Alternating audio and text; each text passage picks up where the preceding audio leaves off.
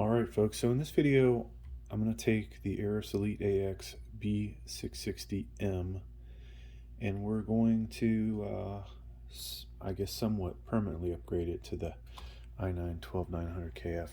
And when I say permanently upgrade, it just means that I'm not going to be changing it out for quite some time. This is going to get combined with my water-cooled RTX 3090, and once I put that back in there, I'm not going to want to change it out anymore, right?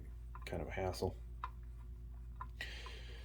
Now the other thing we're going to do is replace the RAM on here. This is my 6000 megahertz. I'm going to put 4800 in here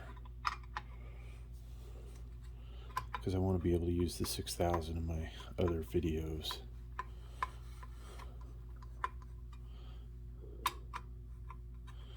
And I think most people, when they get the gaming videos, prefer different combinations. So trying to give them 5200 and 6000 and some 4800, which I still have. As prices come down, we'll get some even faster stuff, but for now. So we didn't have a whole lot of videos that we made with the i9-12900KF, probably because I have the KS too, so we will make a lot of gaming videos with that. Alright, so we need to remove possibly both of these to be able to get this to pop up, but we'll see. Might be able to just rotate this out of the way and see if I can get this up and out. Oh yeah, there we go. So this was the i5-13600KF, which, you know, for a lot of stuff is very comparative to this i9-12900KF.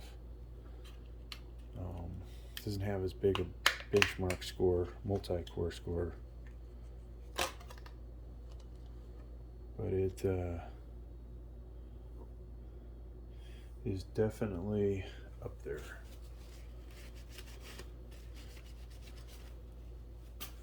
Alright, so there would be a little triangle here, and if we had the black piece, actually there might be a little triangle there, but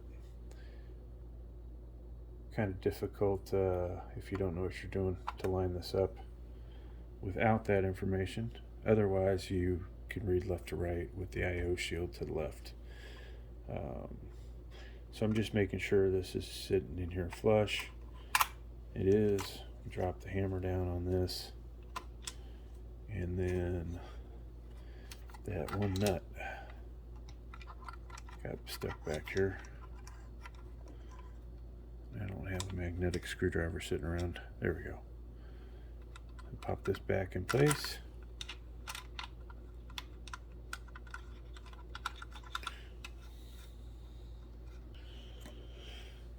Tighten this up. You know, I don't know that this CPU cooler is really going to be enough for this CPU. It was, for the most part, good enough for the i5-13600KF. So I don't know if it will be for the i9, but we'll try it. We're going to use the Arctic MX4 in this.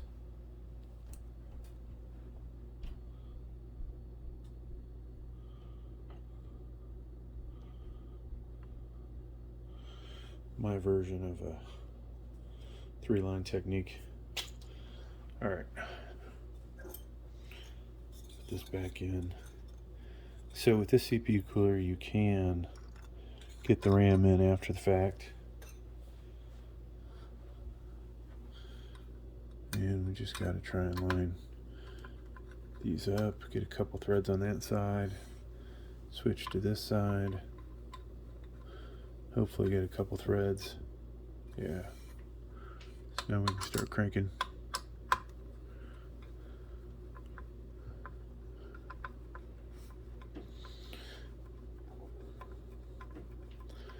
folks. One day I'd like to put the 3000 RPM fans on this. It's only good for, 3 to 5 degrees difference, but just something else to play with. Alright, that's nice and tight. That's nice and tight. Let's go ahead and put a RAM in. This RAM can go in only one way. And I tell you, with DDR5, folks, I have more difficulty with telling which side's the shorter side. It looks like I did that wrong. You can just feel it when you put it in there. It's like it wants to teeter. And that is the way it's supposed to go. Double click. Good to go. Now we can put our fan back on, which for whatever reason,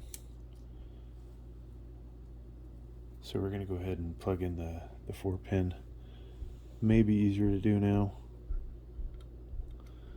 Drop that in,